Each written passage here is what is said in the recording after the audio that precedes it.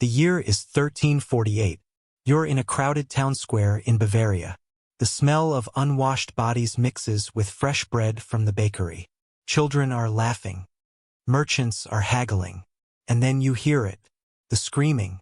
A man is being strapped to a massive wooden wheel. His crime? He stole a loaf of bread.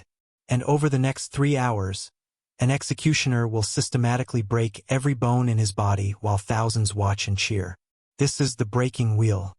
And for over 400 years, it was medieval Europe's execution method of choice. Not hanging, not beheading, But here's what nobody tells you about the breaking wheel. It wasn't popular because it was effective. It was popular because people loved watching it. Welcome to Ash and Crown History, where we uncover the brutal truths that textbooks won't tell you. If you're ready to dive into the darkest corners of medieval justice, hit that subscribe button right now. Trust me, you'll want to be here for what's coming next. Because the story of the breaking wheel isn't just about medieval brutality. It's about what happens when punishment becomes entertainment. When justice becomes spectacle. When an entire society decides that watching someone suffer for hours is a perfectly acceptable way to spend a Tuesday afternoon. And the scariest part? We're not as different from them as we'd like to think. Let's start with a question. Why would anyone invent something this cruel? The breaking wheel didn't appear overnight. It evolved. And understanding where it came from helps us understand why it became so popular across an entire continent. Picture yourself in the late 11th century. Eastern Europe. Cities are growing faster than anyone anticipated. Prague, Vienna, Budapest. These aren't small villages anymore. They're becoming major urban centers with thousands of people crammed into tight spaces. And with density comes crime, theft, murder, assault. The old methods of punishment, fines, exile, quick hangings, aren't cutting it anymore. They're too private. Too forgettable. The authorities need something that makes a statement. Something that can control a population through fear. Something that people will talk about for weeks afterward. Enter the breaking wheel. The earliest documented use appears in Germany around 1100. A simple wooden wheel, 8 feet in diameter. Solid oak construction. And instead of rolling, it was laid flat, parallel to the ground, mounted on a sturdy post. The condemned would be tied to the wheel, arms and legs stretched out along the spokes. And then the executioner would take a large iron-reinforced wooden bar, think of it as a medieval sledgehammer, and begin his work. Starting with the ankles. Can you imagine the sound? The crack of bone echoing through the square. The victim's screams cutting through the morning air. And this was just the beginning. After the ankles came the shins. Then the knees. Then the thighs. The executioner worked methodically, breaking each bone with calculated precision. He knew exactly how hard to strike. Hard enough to shatter the bone, but not hard enough to cause immediate death. Because death wasn't the point. Not yet. After the legs came the arms. Same process. Wrists, forearms, elbows, upper arms. By the time the executioner finished, the victim had dozens of broken bones. Their limbs were shattered, useless, twisted at unnatural angles. And they were still alive. Here's where it gets truly disturbing. In some regions, the executioner would then weave the broken body through the spokes of the wheel. Thread the shattered limbs between the wooden bars like some grotesque tapestry. Then the wheel would be raised on a pole and displayed at the town entrance. The victim, still breathing, still conscious, would hang there for hours, sometimes days, dying slowly from shock, internal bleeding, exposure, and dehydration, while birds circled overhead. But why this method? Why not just hang them or behead them? Why choose something so elaborate, so time-consuming, so undeniably cruel? The answer lies in what medieval Europeans valued: visibility. In a world where most people couldn't read, where there were no newspapers or mass communication, how do you spread a message? How do you make sure everyone understands the consequences of breaking the law? You make it impossible to look away. The breaking wheel wasn't designed for the victim. It was designed for the audience. Every crack of bone was a lesson. Every scream was a warning. Every minute of suffering was a sermon about obedience, authority, and the price of rebellion. And medieval Europeans understood something that we often forget. Fear is contagious. One person breaking on the wheel could terrify an entire city. The story would spread. People would whisper about it in taverns, describe it to their children, reference it when warning their neighbors to stay out of trouble. One execution could maintain order for months. If you're fascinated by how medieval societies used fear and spectacle to maintain control, you need to subscribe to Ash and Crown History. We're building a community of people who aren't afraid to examine the darkest aspects of human history.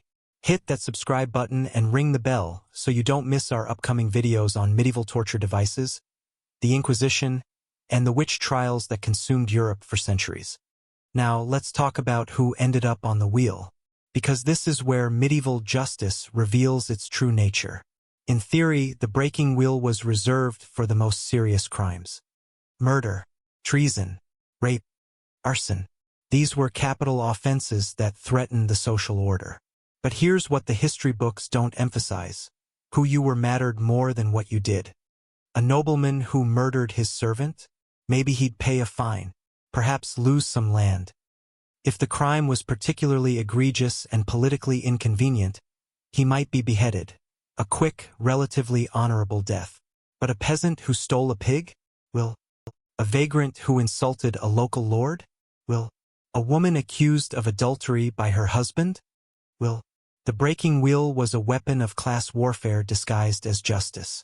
And everyone knew it. Let me tell you about Peter Stump, a German farmer living near Cologne in the late 1500s. His neighbors started whispering that he was a werewolf. Yes, a werewolf. They claimed he'd been sneaking out at night, transforming into a wolf and killing livestock. The accusations escalated. Soon he was being blamed for missing children, for unexplained deaths, for everything bad that had happened in the region for the past decade. Peter was arrested, tortured, and forced to confess. And in 1589 he was sentenced to the breaking wheel. But his execution wasn't standard. Oh no, the authorities wanted to make an example.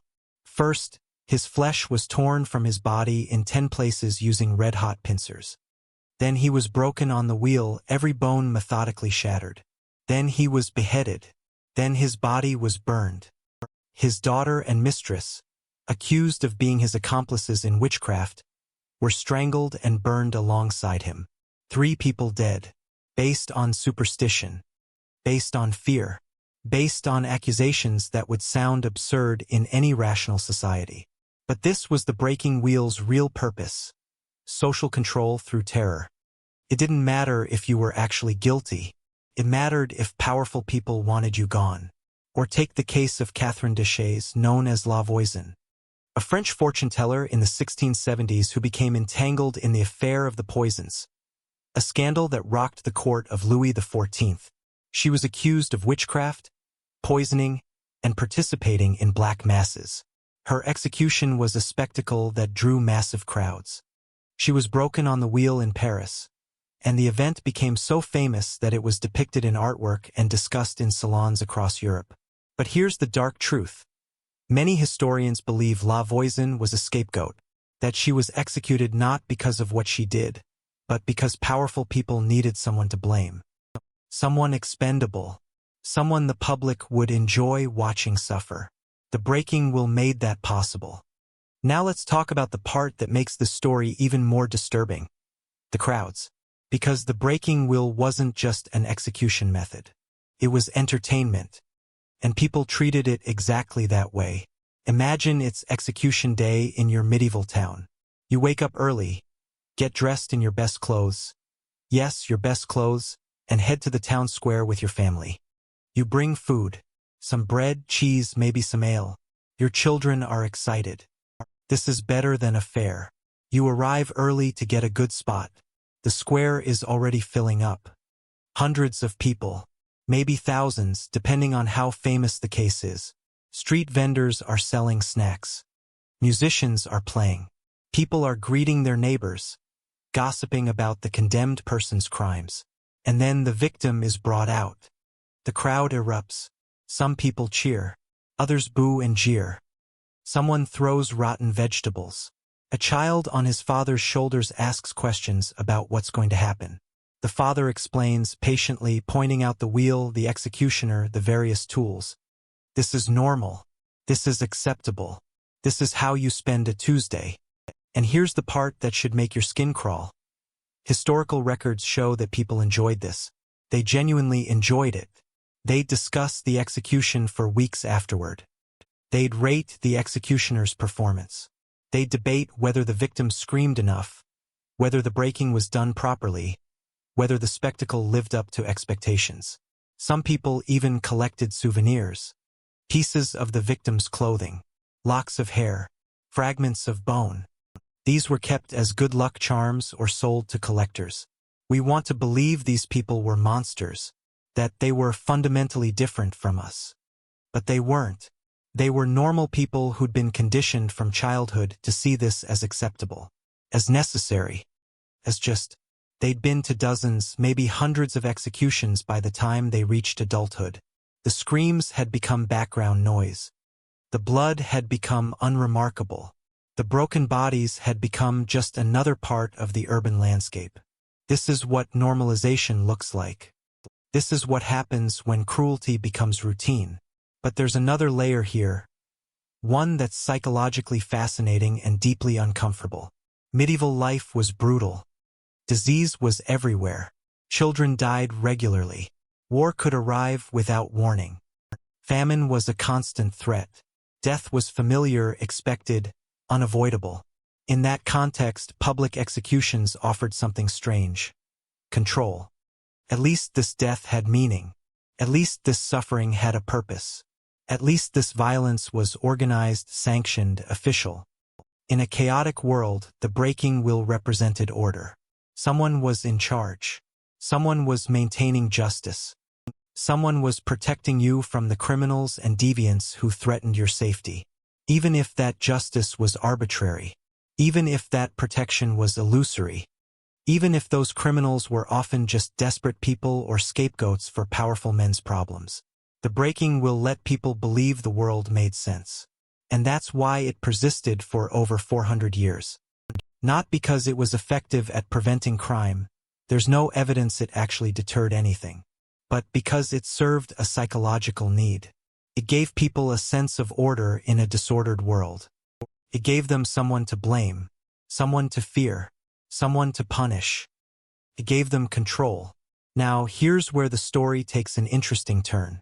Because despite its popularity, despite its centuries of use, the breaking will eventually died out. Why? Not because people suddenly developed empathy. Not because they realized torture was wrong.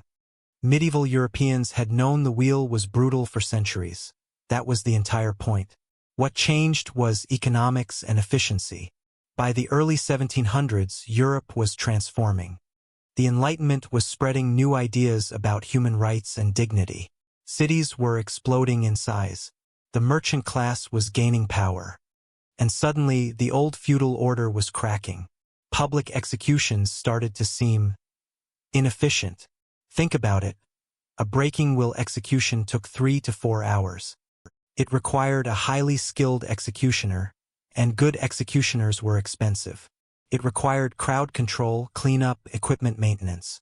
It tied up the town square for an entire day. And what did you get? One death. One deterrent that would be forgotten within a few months. But cities were growing. Crime was rising. You needed to execute more people faster, cheaper. Enter new technologies. The gallows could handle multiple executions in an hour.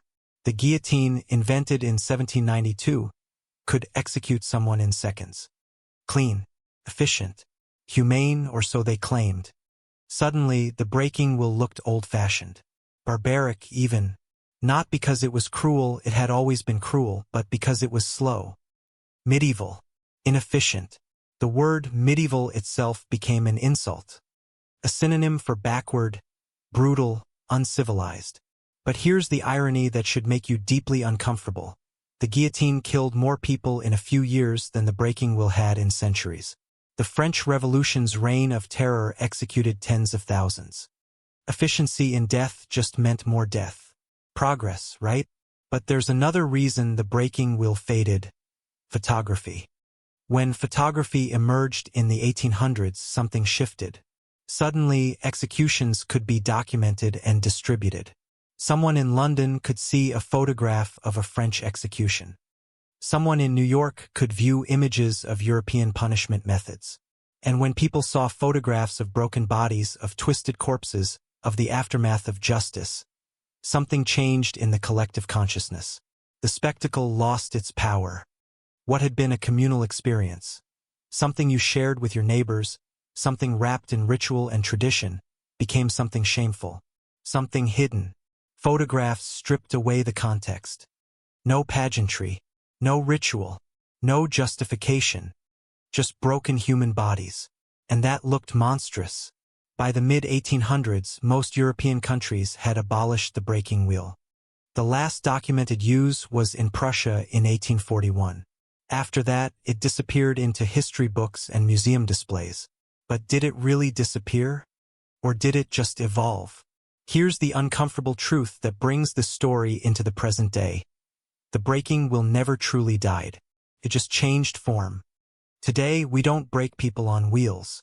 We've developed more sophisticated methods. But the underlying principles remain eerily similar. Use suffering as deterrence. Make punishment visible. Control through fear. Consider modern execution methods. Lethal injection is supposed to be humane, clinical, painless. The condemned person simply falls asleep. It's presented as a medical procedure, not an execution. But botched executions tell a different story. Victims convulsing, gasping for air, taking 30 minutes to die instead of 3. Witnesses describing scenes as disturbing as any medieval execution. The only difference? We do it behind closed doors. We use medical terminology. We sanitize it. We call it justice instead of spectacle. But the crowd is still there. They're just watching on TV now, reading about it online, debating on social media whether the condemned person deserved their fate. Following live updates. The spectacle hasn't disappeared. It's just moved to our screens. Or look at torture in modern warfare. Waterboarding, enhanced interrogation, stress positions, sleep deprivation. These are just new vocabulary for old practices. The breaking wheel broke bones. Modern torture breaks minds. Is one really more civilized? Both leave victims permanently damaged. Both are justified by those who use them as necessary for security, for information, for the greater good. The language changes. The justifications change. But the fundamental belief that inflicting suffering serves a righteous purpose remains unchanged. And then there's digital punishment, cancel culture, doxing, online harassment. These are our modern breaking wheels. We don't break bodies, we break reputations, careers, lives. And we do it with the same mob mentality that filled medieval town squares. Someone makes a mistake, posts something offensive, gets accused of wrongdoing, and thousands descend online demanding blood. Not literal blood, but professional death. Social death. Psychological destruction. We watch it unfold in real time, scrolling through our phones, retweeting the accusations, liking the takedown posts, adding our voices to the mob, participating in the spectacle of someone's public destruction.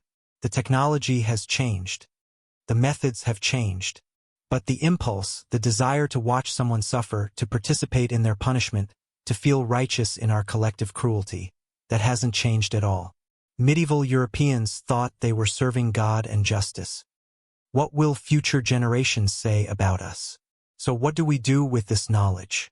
What's the point of diving into medieval horrors if not to learn something about ourselves? Understanding the breaking wheel isn't about judging the past. It's about recognizing patterns in human behavior. It's about seeing the threads of cruelty that run through our history and asking, are we still following those same threads today? Every society creates its own breaking wheels. Every era finds ways to justify suffering. Every generation believes their violence is different, necessary, civilized, justified. But the breaking wheel teaches us that cruelty is never civilized. That spectacle is not justice. That fear is the weakest foundation for social order. That normalizing violence, no matter how we justify it, damages us all. The medieval executioners genuinely believed they were doing righteous work. The crowds genuinely believed they were witnessing justice. The church genuinely believed suffering led to salvation. The nobles genuinely believed social order depended on visible, brutal punishment. They were all wrong. And we need to constantly ask ourselves, what are we wrong about? What violence are we justifying? What suffering are we normalizing? What cruelties are we accepting as necessary? What will our descendants look back on with the same horror we feel looking at the breaking wheel? Because here's the thing about the breaking wheel that should terrify us. It didn't end because people became more moral or compassionate. It ended because it became inconvenient. Because new technologies made it obsolete. Because efficiency mattered more than tradition. The breaking wheel died not because we learned its lesson, but because we found new ways to accomplish the same goals. What happens when cruelty becomes convenient again? What happens when fear becomes profitable again? What happens when spectacle becomes entertaining again? What happens when we convince ourselves that our violence is different, justified, necessary? The wheel is gone. But the desire that created it, the desire to control through pain, to dominate through terror, to unite through shared violence, to watch others suffer and call it justice, that desire remains. It lives in every mob, every witch hunt, every call for blood in the name of righteousness. Every time we justify suffering because someone deserved it. Every time we participate in public shaming because it feels good. Every time we look away from systemic cruelty because confronting it would be uncomfortable. The breaking wheel is a mirror, and when we look into it honestly, we're not seeing medieval barbarians. We're seeing ourselves. We're seeing the capacity for darkness that exists in every human heart. The willingness to participate in cruelty when it's sanctioned by authority. The ease with which we can normalize horrific violence when everyone around us treats it as acceptable. The question isn't whether we're capable of creating another breaking wheel. History proves we are. We've created countless variations since the wheel's abolition. Some physical, some psychological, some digital. The question is, will we recognize our modern breaking wheels before it's too late? Will we see them for what they are? Will we choose differently? Or will we just find new ways to justify the same old cruelty? The breaking wheel was medieval Europe's favorite execution method for over 400 years. Not because it was effective. Not because it prevented crime. But because it served deeper, darker purposes. It maintained power structures. It provided entertainment. It offered the illusion of control. It let people participate in cruelty while feeling righteous. And when we look honestly at our own society, we can see echoes of those same purposes being served in different ways. The breaking wheel is gone, but its lesson remains. Beware of any society that turns punishment into spectacle, that normalizes cruelty, that asks you to watch someone suffer and calls it justice, that promises you safety through violence, that demands you participate in someone's destruction to prove your loyalty, because that's how the breaking wheel thrived. Not through force, but through willing participation. Through people who showed up to watch, who brought their children, who cheered and jeered, who convinced themselves they were witnessing justice rather than participating in cruelty. The breaking wheel needed an audience, and for 400 years people happily provided one. So remember the breaking wheel. Remember the screams that echoed through medieval town squares. Remember the crowds that treated torture as entertainment. Remember the children who grew up thinking this was normal. Remember the victims whose only crimes were being poor, being different, being inconvenient to powerful people. Remember all of it. Because the moment we forget is the moment we start building new wheels. The moment we convince ourselves that our violence is different, our cruelty justified, our mob righteous, that's the moment we've already begun strapping someone to the spokes.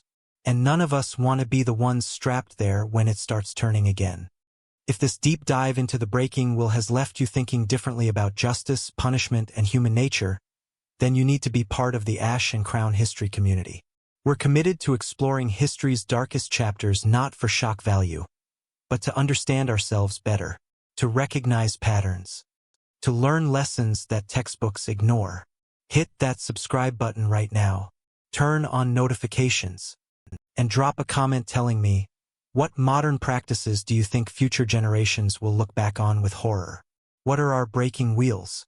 Let's have that conversation. Share this video with someone who appreciates real history, the uncomfortable, challenging kind that makes you question everything. Because that's how we learn. That's how we grow. That's how we avoid repeating the darkest chapters of our past. Thanks for watching Ash and Crown History. I'll see you in the next one, where we'll explore more of the brutal truths that shaped our world. Stay curious, stay questioning, and never forget what we're capable of when we stop paying attention.